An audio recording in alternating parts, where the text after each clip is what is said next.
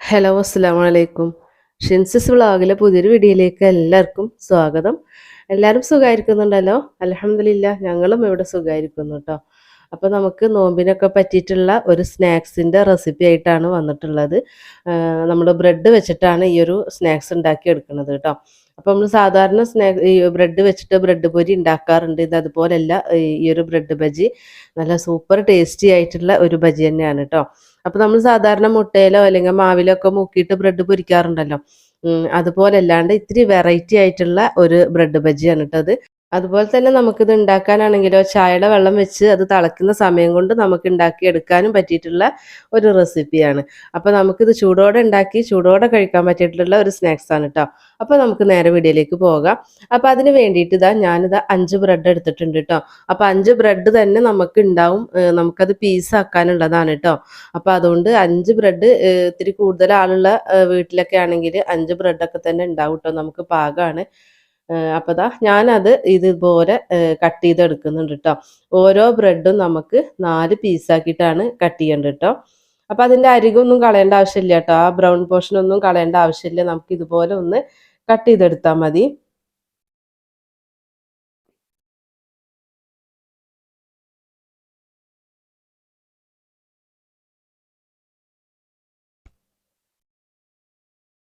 അപ്പോൾ അത് കണ്ടോ, ഇങ്ങനെ ഓരോ പീസാണ് നമുക്ക് വേണ്ടത്. നമുക്ക് ആ ഒരു പീസ് തന്നെ നമ്മൾ മാവിൽ മുക്കി ഫ്രൈ ചെയ്തെടുക്കുമ്പോൾ അത്യാവശ്യം ഉണ്ടാവും. നമുക്ക് ആ ഒരെണ്ണം കഴിക്കുമ്പോൾ തന്നെ നമുക്ക് ഉണ്ടാവും കേട്ടോ.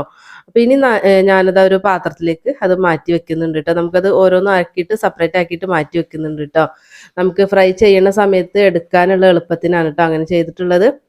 അപ്പോൾ ഇതുപോലെ നമുക്ക് ഫുള്ളും പരത്തി വെച്ച് കൊടുത്തിട്ടുണ്ട്.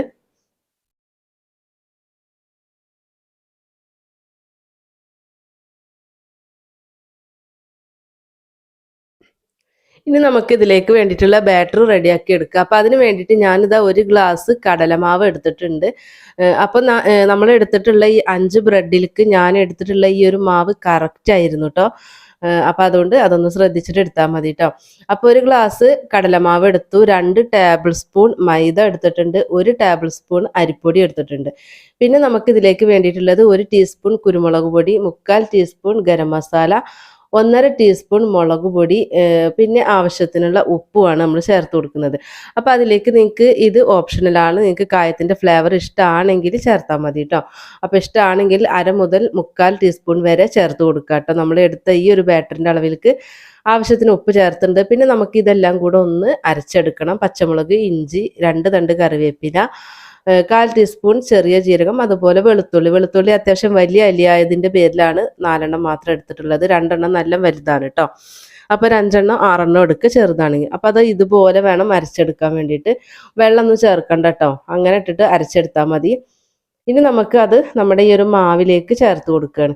അപ്പോൾ നിങ്ങളൊരു കാര്യം ശ്രദ്ധിക്കുക, നമ്മുടെ മക്കൾക്ക് എരിവ് എങ്ങനെയാണോ ഇഷ്ടം അതിനനുസരിച്ചിട്ട് വേണം ഈ മുളക് പൊടി, കുരുമുളക് പൊടി ഇതൊക്കെ ചേർത്ത് കൊടുക്കാൻ വേണ്ടിയിട്ട് കേട്ടോ. എന്നിട്ട് നമുക്ക് ആദ്യം ഇതൊന്ന് നന്നായിട്ട് മിക്സ് ചെയ്ത് കൊടുക്കുക. ഇനി നമുക്കിതൊന്ന് ബാറ്റർ ഒന്ന് കലക്കിയെടുക്കാം. അപ്പം നമ്മൾ കടലമാവ് എടുത്തിട്ടുള്ള ആ സെയിം ഗ്ലാസ്സിൽ തന്നെ 1 ഗ്ലാസ് വെള്ളമാണ് എടുത്തിട്ടുള്ളത്. അപ്പം നമ്മൾ ഓരോ സമയം പൊടി എടുക്കുമ്പോൾ നമുക്ക് വെള്ളത്തിൻ്റെ അളവ് ഇത്തിരി 1 ടീസ്പൂൺ അങ്ങോട്ടും ഇങ്ങോട്ടൊക്കെ ആവാറുണ്ട് കേട്ടോ. അപ്പോൾ സാധാരണ 1 ഗ്ലാസ് വെള്ളം, ചില പൊടിക്ക് നമുക്ക് 1 ഗ്ലാസ് വെള്ളമാണ്. അപ്പോൾ ഈ ഒരു അളവിൽ 1 ഗ്ലാസ് വെള്ളമാണ് എടുക്കാറുള്ളത്. അപ്പോൾ നമുക്കിതാ കുറേശ്ശെ ഒഴിച്ചു കൊടുത്തിട്ട് നമുക്ക് ബാറ്റർ ഒന്ന് ലൂസാക്കി എടുക്കണം. ഒറ്റ തവണ ആയിട്ട് ഒഴിച്ചു കൊടുക്കരുത് കേട്ടോ. ഇതുപോലെ കുറച്ചായിട്ട് വേണം ഒഴിച്ചു കൊടുക്കാൻ വേണ്ടിയിട്ട്. ഒത്തിരി ലൂസായിട്ടുള്ള ബാറ്റർ ആയി പോവുകയും ചെയ്യരുത്. അപ്പോൾ കണ്ടോ, നമ്മുടെ ബാറ്റർ റെഡി ആയിട്ടുണ്ട് കേട്ടോ. അപ്പോൾ ഞാൻ 1 ഗ്ലാസ് വെള്ളമാണ് എടുത്തിട്ടുണ്ടായിരുന്നത്. അതിൽ 1 ടീസ്പൂൺ വെള്ളം മാത്രമാണ് നമുക്ക് ബാക്കി വന്നിട്ടുള്ളത്. കണ്ടോ, അപ്പോൾ നമ്മുടെ മാവിൻ്റെ ഒരു പാകം എന്ന് പറയുന്നത് ഇതുപോലെയാണ് വേണ്ടത്.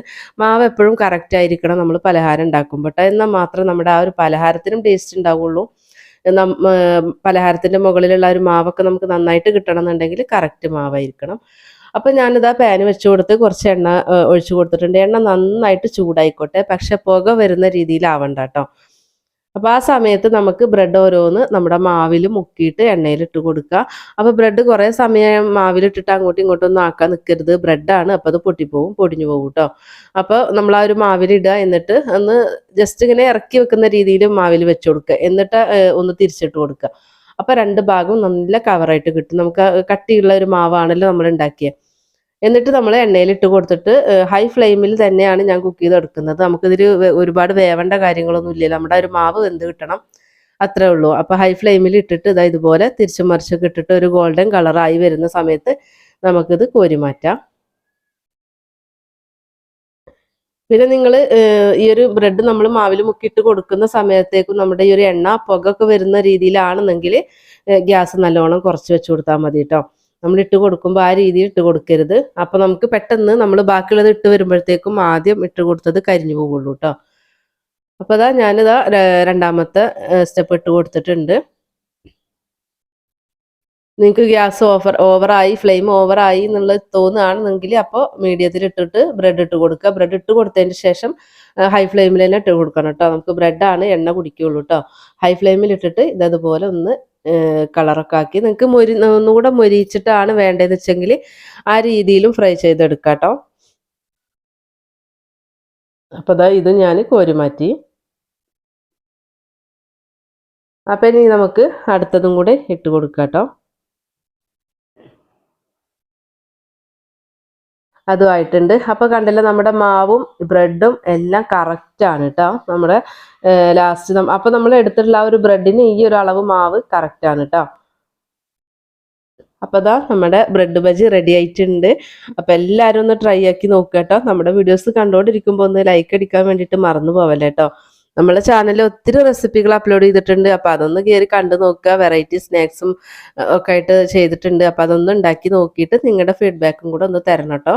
നിങ്ങൾക്ക് യൂസ്ഫുള്ളായി നിങ്ങൾക്ക് ഇഷ്ടപ്പെട്ടിട്ടുള്ള റെസിപ്പികൾ ഉണ്ടെങ്കിൽ നിങ്ങളുടെ ഫ്രണ്ട്സിനും ഫാമിലിക്കും ഒക്കെ ഒന്ന് ഷെയർ ചെയ്ത് കൊടുക്കാനും കൂടെ മറന്നു പോവല്ലേ. അപ്പോൾ ഇന്നത്തെ ഈ ഒരു ബ്രെഡ് വെച്ചിട്ടുള്ള ഈ ഒരു ബജി നിങ്ങളും ട്രൈ ആക്കി നോക്കുക കേട്ടോ. നമുക്ക് വെറൈറ്റി ആയിട്ടുള്ള ഒരു ടേസ്റ്റാണ് നമുക്ക് ഇതിന് കിട്ടുന്നത് കേട്ടോ. നമ്മളിത് കഴിക്കുമ്പോൾ തന്നെ നമുക്കത് മനസ്സിലാവും, നല്ലൊരു ഫ്ലേവറും ഒരു ടേസ്റ്റുമാണ് നമുക്ക് ഈ ഒരു ബ്രെഡ് ബജിക്കുള്ളത്. അപ്പോൾ സാധാരണ നിങ്ങൾ മാവിൽ മുക്കി പൊരിക്കുന്നതിന് പകരം ഇങ്ങനെ ഒന്ന് ഉണ്ടാക്കി നോക്കണം കേട്ടോ. പിന്നെ നമുക്ക് റമദാൻ ആയാൽ മിക്ക വീടുകളിലും ബ്രെഡ് ഉണ്ടാവാൻ ചാൻസ് ഉണ്ട്. ബ്രെഡ് വെച്ചിട്ട് വെറൈറ്റി ആയിട്ടുള്ള ഒരുപാട് സ്നാക്സ് ഉണ്ടാക്കാൻ പറ്റുമല്ലോ. അപ്പോൾ അതുകൊണ്ട് അപ്പോൾ നിങ്ങൾ ബ്രെഡ് ഉണ്ടെങ്കിൽ ഇതുപോലെ ഒരു തവണയെങ്കിലും ഒന്ന് ഉണ്ടാക്കി നോക്കണം കേട്ടോ. മക്കൾക്കൊക്കെ ഒത്തിരി ഇഷ്ടപ്പെട്ടിട്ടുള്ള ഒരു റെസിപ്പിയാണ്. ഇതിൻ്റെ കൂടെ നമുക്ക് ഡിപ്പ് ചെയ്ത് കഴിക്കാൻ വേണ്ടിയിട്ട് ഇവിടെ തേങ്ങാ ചമ്മന്തിയാണ് കേട്ടോ കുട്ടികൾക്ക് ഇഷ്ടപ്പെട്ടെ. തേങ്ങാ ചമ്മന്തി ഉണ്ടാക്കി അതും കൂടെ കൂട്ടി കഴിക്കുമ്പോൾ നല്ല ടേസ്റ്റ് ആയിരുന്നു. അപ്പോൾ അതാ ഇന്നത്തെ റെസിപ്പി ഇത്ര തന്നെ ഉള്ളൂ, ഇന്നത്തെ വീഡിയോ ഇത്ര തന്നെ ഉള്ളൂ കേട്ടോ. അപ്പോൾ എല്ലാവരും ഒന്ന് ട്രൈ ആക്കി നോക്കിയിട്ട് നിങ്ങളുടെ ഫീഡ്ബാക്ക് തരിക. ഇൻഷാ അല്ലാഹ് നമുക്ക് നമ്മുടെ വീഡിയോസിനെ കുറിച്ചിട്ടും നമ്മുടെ ചാനലിനെ കുറിച്ചിട്ടൊക്കെയുള്ള നിങ്ങളുടെ അഭിപ്രായം കൂടെ ഒന്ന് അറിയിക്കാൻ വേണ്ടിയിട്ട് മറന്നു പോവല്ലേ കേട്ടോ. അതുപോലെ തന്നെ നമുക്ക് ഈ ഒരു പലഹാരം കുറേ ടൈം ഉണ്ടാക്കി വെക്കരുത് കേട്ടോ. നമുക്ക് ചായയൊക്കെ തിളയ്ക്കുന്ന സമയം കൊണ്ട് ഉണ്ടാക്കിയിട്ട് ആ ഒരു ചൂടുണ്ടാവണം, ആ ഒരു ചൂടോടെ വേണം കഴിക്കാൻ കേട്ടോ. ഇൻഷാ അല്ലാഹ് നമുക്ക് മറ്റൊരു വീഡിയോ ആയിട്ട് വീണ്ടും കാണാം. അസ്സലാമു അലൈക്കും.